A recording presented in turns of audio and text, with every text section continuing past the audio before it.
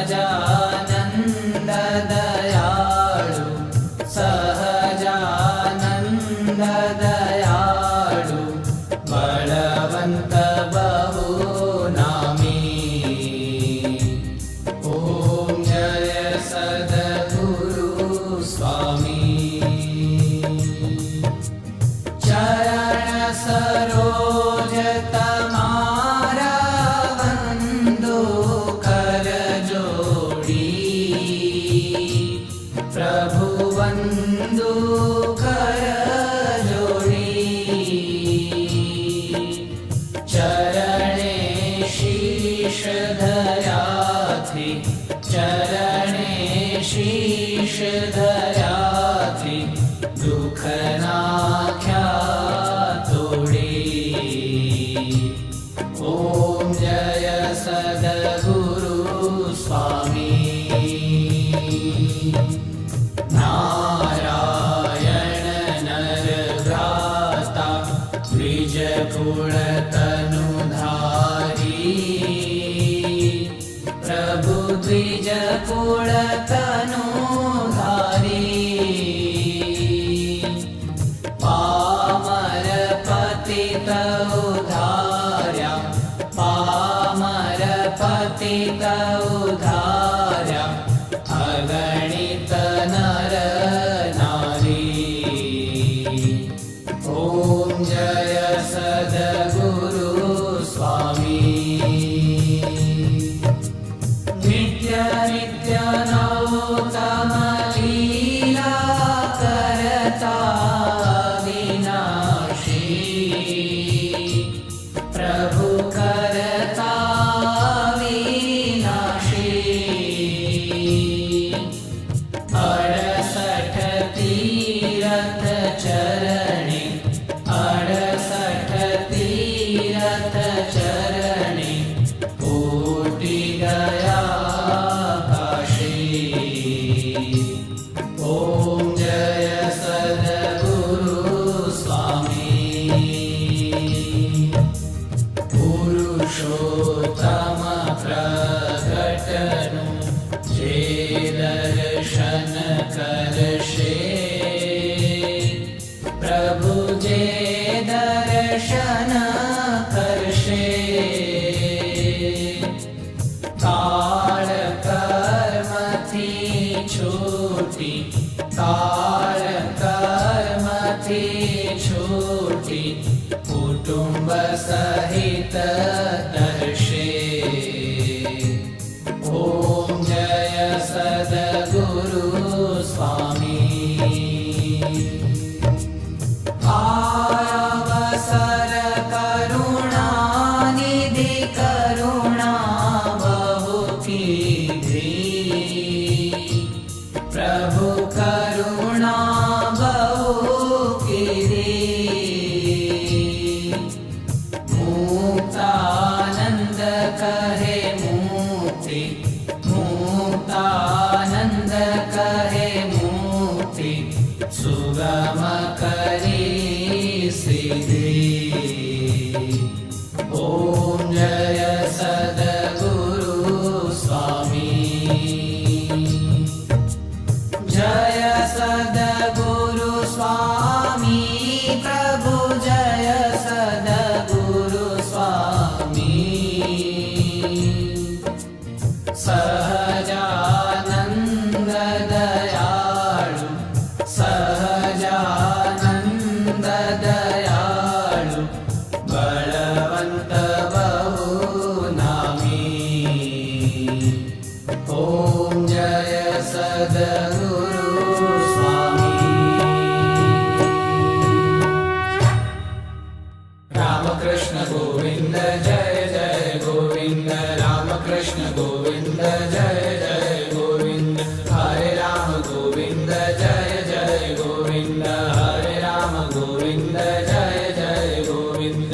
नारायण हरे श्रीमन्नारायण हरे श्रीमन्नारायण हरे श्रीमन्नारायण हरे। कृष्ण देव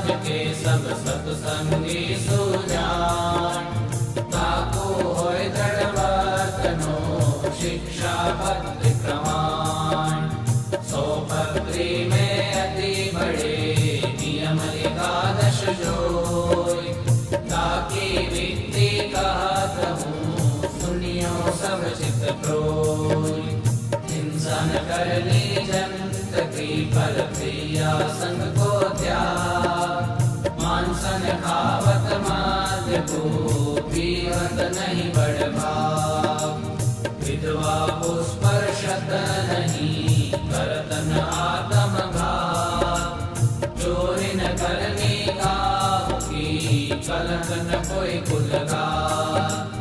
निंदत नहीं कोई देव को, बिन खपतो नहीं खात। विमुख जीव के वदन से, कथा सुनी नहीं जात। एहि धर्म के नियम में, पर तो सब हरिदास। भजो श्री सहजानंद पद, छोड़ी और सब हार। रही एकादश नियम में, करो श्री हरि पद प्रीत। प्रेमानंद कहे नाम में, जाओ निशंक जग जीत। श्री सहजानंद स्वामी महाराजनी जय। श्री लक्ष्मी नारायण देवनी जय।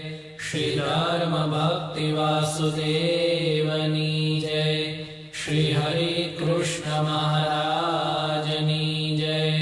श्री रणछोड़ रायनी जय। श्री वृंदावन विहारी लालनी जय। श्री गोपीनाथ जी महाराजनी जय। श्री घनश्याम महाराजनी जय। श्री नारायण देवनी जय। श्री विघ्न विनायक देवनी जय। श्री काष्ठभंजन देवनी जय। विशेष छो सकल विश्वतना विधाता। दाता तमे सकल मंगल शांति दाता।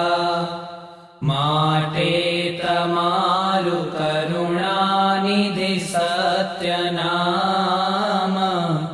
साष्टांगनाथ तमने करूँ प्रणाम। अज्ञान पास करुणा करि कापि नाखो। निश्चय प्रभु तब परे मम वृत्ति राखो। भक्तोनुपालन करो प्रभु सर्वयाम।